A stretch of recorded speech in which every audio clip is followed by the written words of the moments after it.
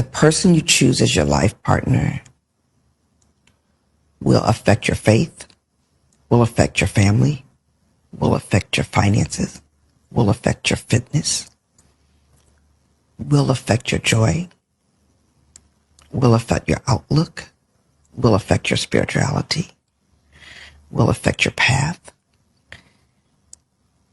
I didn't realize that when I was younger, but someone said the most important decision you make in life is your life partner. Whoa. And after being with Ken for 30 years, I know what it's like to pick a bad life partner. And I know what it's like to pick a good life partner. So in this moment, I would say your life partner. Hello, everyone. My name again is Abiodun, and this is Eating Pains. Thank you very much for joining me as always, and thank you for the new subscribers. I'm impressed. Thank you. It means that people want to hear other people's story, and they want to learn from them. Thank you for the feedbacks I'm also getting. Thank you for one of my very special subscriber, my sister, my sister from another mother, who will always, tell me how to, improve on what I'm doing. Very special shout out to you, Dr. Olua Ife Olua. Thank you very much. Luckily today, I got a story from a sister. This story is, it was sent to me. I'm still in South Africa. I'm in South Africa. I'm holidaying in South Africa. But the story was sent to me, and very quick one. It was touching, and there's a lot of lessons to learn from it.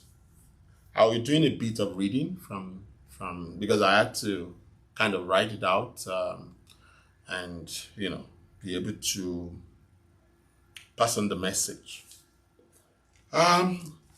The sister said that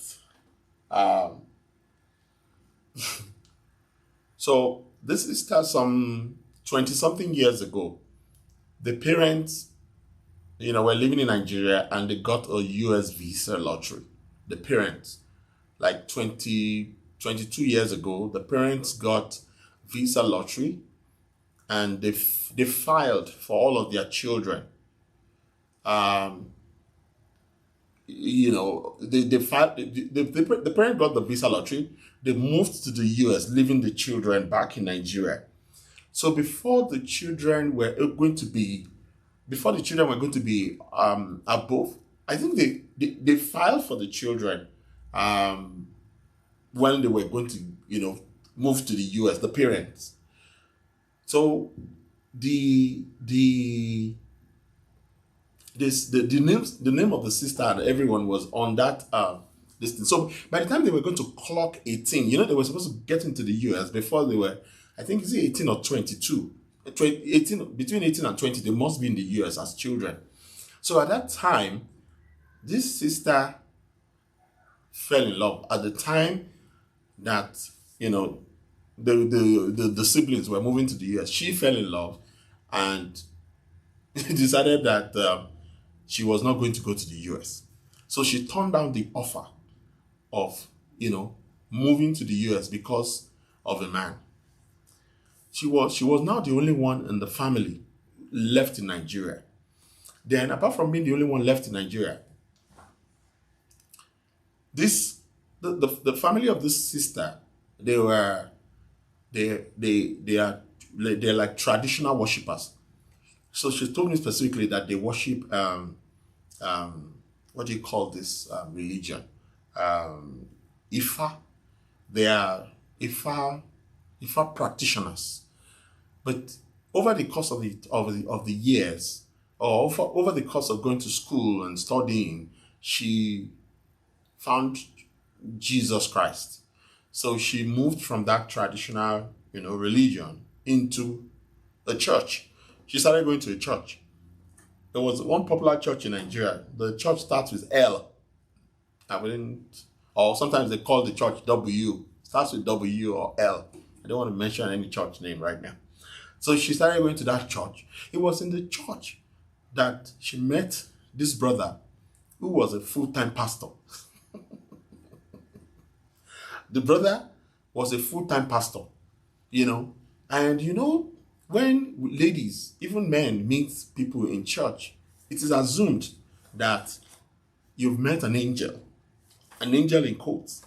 So this sister said she found this guy, was a full-time pastor, and boom, they fell in love. And before you know it, they were together. This sister told me that the moment they got married, this brother was careless. He doesn't care. That for 18 years, she was for 18 years the breadwinner, while the brother did nothing. For 18 years of the marriage, the brother did nothing, only to go to church, come back home, come and eat, wear clean clothes. This sister hustled and struggled for the family just to make sure that everybody is doing very well. But this brother did nothing. He said because of this brother, she rejected the parents' offer until it was getting too late. The parents had to refile for her, for them to, come into the US. But finally, they were able to come into the US. The moment the brother got to the US, it changed completely from being that, in quotes, pastor in Nigeria. Let me read the story. He got to the US and wanted to be doing the same thing that he was doing in Nigeria by not doing anything in the house. He wanted to be doing the same thing that he was doing back home in Nigeria. He wanted to keep doing the same thing in the US by not providing anything. Meanwhile, he had gotten a job.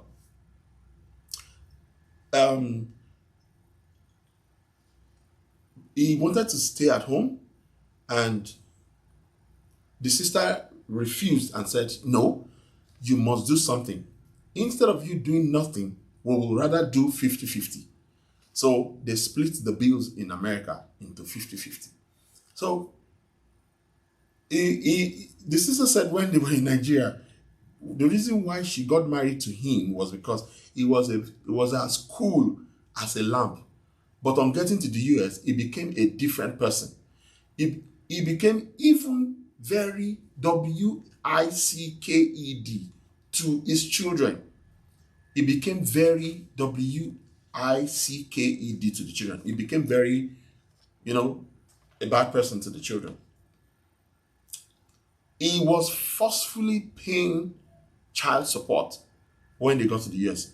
He had to be forcefully paying child support when they got to the US until the government had to automate the process so that the government would take the child support straight from his earnings.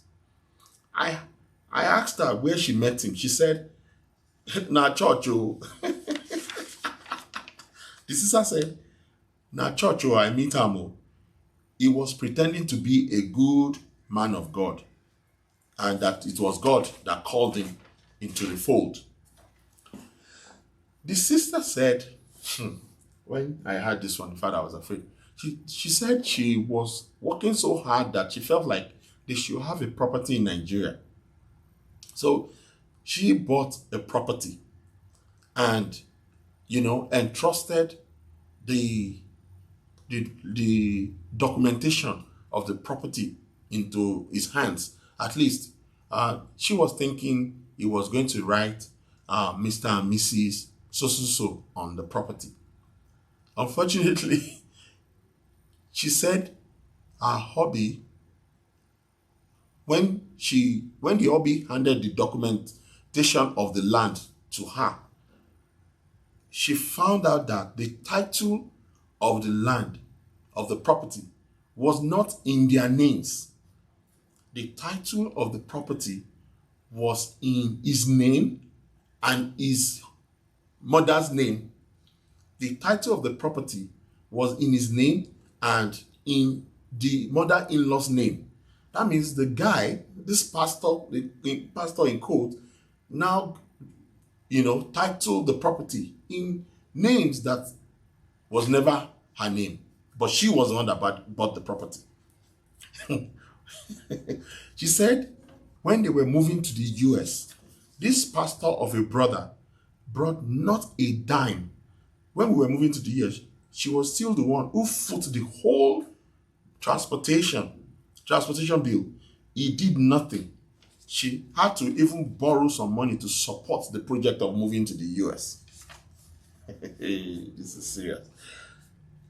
She told me again that she practically was, begging to meet up with the family needs. She was practically a beggar in her marriage. She said that if not that she had the full support of her siblings, she would have been very, very, very, very miserable. She would have been a very miserable debtor in Nigeria. She said, I struggled to provide adequately for the family. She told me that she struggled adequately in the sense that she was making sure that she was even clothing the guy, making sure that, as a pastor, she as a wife, she wanted the husband to look very good, very, very, very extremely good. So she was doing everything. She would go to the extent of borrowing to make sure that the husband is looking very good. To make matters worse, she said when they got to the US, to make the matter worse. So these people live in Atlanta, Georgia. They live in Atlanta, Georgia. To make matters worse, he now subscribes to pornography, porn sites. And this became his major, business. His colleagues at work, because the guy started working. He said the guy's colleagues at work started introducing him to medications, sexual enhancing medications and locally imported herbs from Nigeria to enhance his sexual escapades. So they started introducing, and this guy, as the sister told me, the guy is in his early 50s. So he started using medications and locally made herbs from Nigeria to enhance his sexual escapade. He was now cheating with a Black American lady that he met at work. So because of that Black American lady, this brother, moved out of the house. And sometimes when they go for, so what the brother does is that he travels around to go and work in, various organizations around the country. That's in the US. They go out to all of these outstations, and he met this sister, one of the Black American lady there, and they started dating. And since then, they never left themselves. She told me that when she's very glad that they are divorced. She told me that when each time she sees him now, she's kind of disgusted on how she was even able to even marry him at all. She said he is not ambitious. The moment they got to the US, he is doing minimum wage jobs and follows around all these low lifers chasing Atlanta women. Finally, she said she discovered that he was a narcissist and not a real human being. And today, that she's very glad, she said she's glad that they are divorced. She just summarized the story for me that she was carried away with the fact that she was married to a so-called pastor. Look, the lessons that we can learn from this is that don't be carried away with people in the church. The people in the church, I have a friend, not that I used to have a friend. I have a friend who used to tell me that, Biodun, look, even the devil the devil comes to church. The people in the church these days are even worse off than people that you see regular on the street or in the office. The people in the church, you need to be wary of them. Another lesson that we can learn is that you need to listen to parents. The parents usually love you more than your parents. They usually love you more than people you meet outside. So for this sister, your parents are actually, filed for you and they're asking you to come to the US. But because of a man that you don't know from nowhere, you jettison your parents' decision or your parents' order to, join them in the US. And today, you're regretting it. Another thing one should do is, it's important to discuss, basic things, finance, career progression, all this, sexual orientation, all of these things. You need to discuss it with the partner that you want to get married to. And I would never advise anyone to get married without know fully well the source of income of your partner. It is very important. Know that you need to know that your partner is working and your partner is ready to, join you in footing the bills of the home. It is important to have a partner that is ready to partake in the upbringing of everyone, the children, the financing of the home. You need to have a partner who is ready to collaborate with you in ensuring that family finance is taken care of adequately. Because just marrying a pastor, a full-time pastor, how much is a full-time pastor paid? Full-time pastor that paid nothing, practically nothing. And I don't see that as a career. I tell people that church is business in Nigeria. The churches in Nigeria, they're just business centers. They're not, I say it with all of my might, that churches in Nigeria are business centers. They're practically just business centers. They are not organizations that you can rely on to start a family with. Please, sisters, don't be deceived. Don't be deceived. There are fake brothers in church. They call them sheep or wolves in sheep's clothing. They are wolves in sheep's clothing. You need to be wary of that. And that's the video of this sister. The sister is here in the US, in Atlanta, Georgia, footing the entire bills of this family. She does 3 jobs now. She does 3 jobs. She used to be a senior accountant in Nigeria, but here now she's doing all sorts of jobs. And this is what, when you choose wrongly a spouse, it is important to be very careful when you're choosing a spouse, especially people that you meet in church. I'm not saying that in church you won't get the right person, but you have to get to know them. Don't just jump into conclusion because, they are calling the name of God. Even the Bible said that in the church, people will call my name in vain. What they speak out is not exactly, what their heart is.